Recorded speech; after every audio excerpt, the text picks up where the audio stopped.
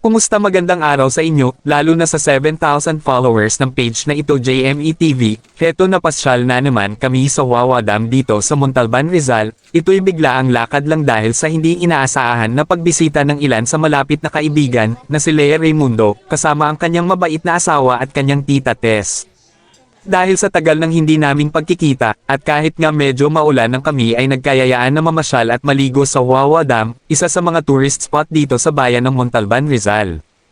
At ayon sa kanila, hindi pa raw nila nararating ang lugar na ito, kaya naman agad naman kaming naghanap ng makakasama, at isa na nga dito si Kuya Mar at Tio Bal.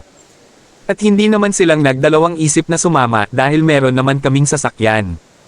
At ayon kay Kuya Mar, makalipas ang 30 years saka naman siya ulit nakarating ng Wawa, samantalang naman si Tio Bal ay first time niya marating ang lugar na ito, sa tagal niya dito sa Rizal, ngayon niya lang nakita ang Wawa Dam. At dahil nga sa biglaan at walang kaplano-planong lakad, kunti lang ang nadala naming baon o pagkain, kaya naman kami ay agad namili ng mga kulang kagaya ng tubig, gulay, pulutan at alak. Kaya mapapansin nyo na kukunti lang ang aming mga daladala.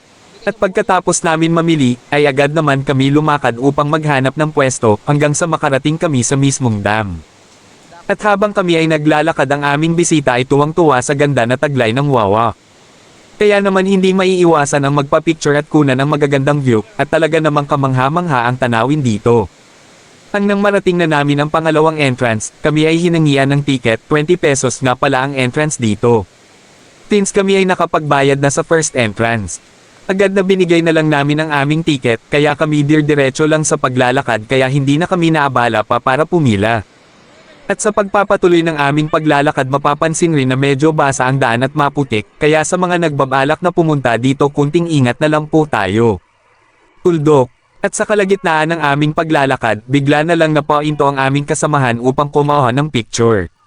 At sa bandang dito, naririnig na rin namin ang malakas na agos ng tubig mula sa dam, tanda na malapit na kami sa aming pupuntahan, at ako naman habang naghihintay sa aking mga kasamahan, at kahit ilang beses na ako nakarating dito, ako'y manghang-mangha pa rin sa malalaking bato at sa malakas na bagsak ng tubig, at sa matataas na bundok at nakakalulang taas ng mga bangin, na para bang ang dami kong tanong sa sarili ko, na tanging may likha lang ng kalikasan ang nakakaalam ng sagot. Bagamat nakakapagod, hindi baka sa akin at sa aking mga kasamahan ang pagod, dahil sa bawat hakbang mo'y magandang tanawin, malamig at sariwang hangin ang bumubungad sa iyo mula sa malaking butas ng yungib. At sa pagpasok mo sa malaking butas ng yungib, mapapansin mo rin na may pumapatak na tubig mula sa itaas nito, tanda ng kakatapos pa lang ng malakas na ulan sa lugar na ito. Tuldok. Kaya naman, baka sa mukha namin ang tuwa at saya ng aming marating ang pinakasentro ng paliguan sa Wawa. Yung nga lang laking pagkadismaya ang aming naramdaman ng aming madatnan at ng ibang grupo na kasabayan namin, ang mga sira-sirang cottages, dahil sa malakas na pagbaha ang naganap sa lugar na ito, kaya nagdalawang isip kami na bumalik o tutuloy pa ba. Dahil sa walang matutuluyang cottage.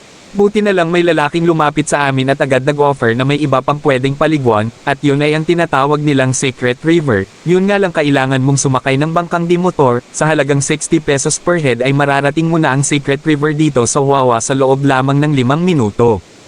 At sumakay na nga kami ng bangka, at habang ako papasakay, hindi ko na malayan ang aking cellphone ay naka-record, kaya pasensya na sa magulo kong video, at hindi na rin nga pala ako nakapag-video, habang ako'y nasa bangka, dahil nasa ako'y nakaramdam ng konting nervyos. Dahil sa pag-iwang-giwang ang aming bangkang sinasakyan. Hindi kasi ako sanay sumakay ng bangka na walang katig, lalo na sa umaagos na tubig, iba kasi sa bangka sa dagat na nakasanayan ko. At sa pagpapatuloy ng aking kwento, at sa wakas narating na rin namin ang sinasabi nilang Secret River.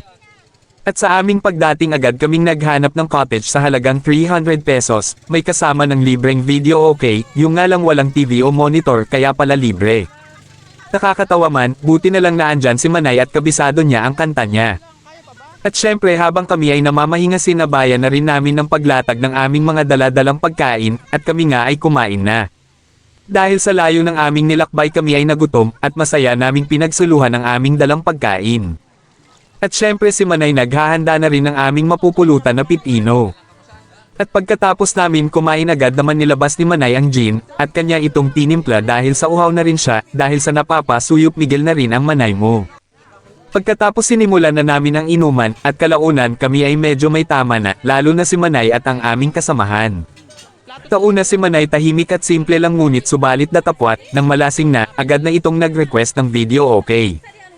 At kahit walang TV ang video okay, walang magawa ang may-ari, agad naman siyang pinagbigyan na kumanta. At sa dami ng naliligong dayo sa lugar, bukod tangi lang siya ang nakapagkanta, at dahil siya nga lang ang nakakapagkanta, malamang siya na rin ang bida, pero sa video na ito hindi makikita kung paano niya napasaya ang mga bisita. Kaya sa part 2 nanograms video na ito makikita kung paano siya nag-concert sa kabundukan. Kung kaya't isa ka sa hindi pa nakapag-follow sa page na ito JME TV, agad mo nang pin to din ang like or follow button, ganun na rin sa aking YouTube channel na JME TV. Maraming salamat sa panunood at abangan ang susunod pang video. God bless us all. Bye bye.